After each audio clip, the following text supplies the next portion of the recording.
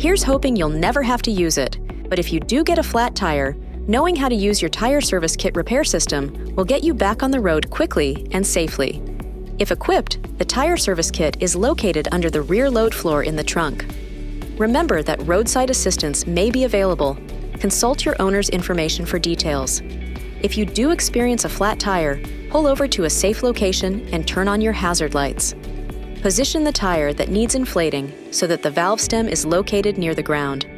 This will allow the tire service kit hose to reach the valve stem with the tire service kit flat on the ground. Place the shifter in park, turn the vehicle off and set the parking brake. Place the tire service kit on the ground next to the flat tire. Now, on the kit, push in and turn the mode select knob to the sealant mode position and uncoil the sealant hose. Remove the valve stem cap and screw the sealant hose fitting onto the valve stem. Next, uncoil the power plug on the kit and connect it to the vehicle's power outlet. Start the vehicle and then push the power button on the tire service kit. The sealant should start flowing from the bottle through the hose and into the tire.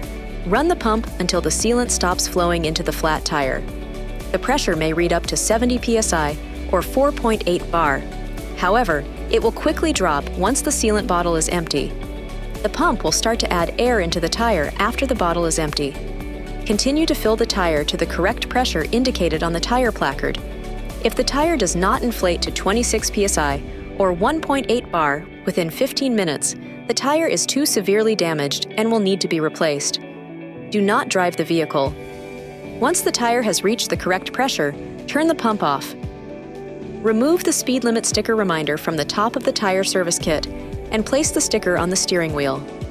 Disconnect the sealant hose from the valve stem and install the valve stem cap. Unplug the kit from the power outlet and place the kit in its proper storage location. The next step is important. Drive the vehicle for 5 miles, 8 kilometers, or 10 minutes to ensure the sealant is distributed within the tire. Do not drive the vehicle faster than 50 miles per hour or 80 kilometers per hour, like the sticker says.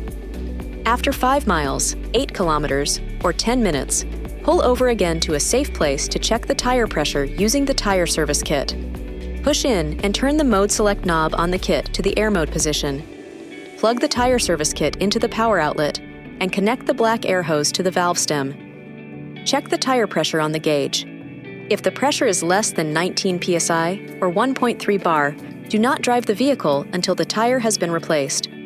If the tire has more than 19 psi or 1.3 bar, turn the power button on and add the air necessary to return the tire pressure to the correct pressure indicated on the tire placard. If the tire becomes overinflated, push the deflation button to reduce the tire pressure to the recommended level. Be sure to have the tire inspected and repaired as soon as possible and inform the service advisor that the tire was sealed with the tire service kit. You can purchase a replacement sealant bottle available from the dealership. A quick note here, you can also use the tire service kit pump to inflate balls, air mattresses, and other inflatables. You'll find adapters in a compartment at the bottom of the unit.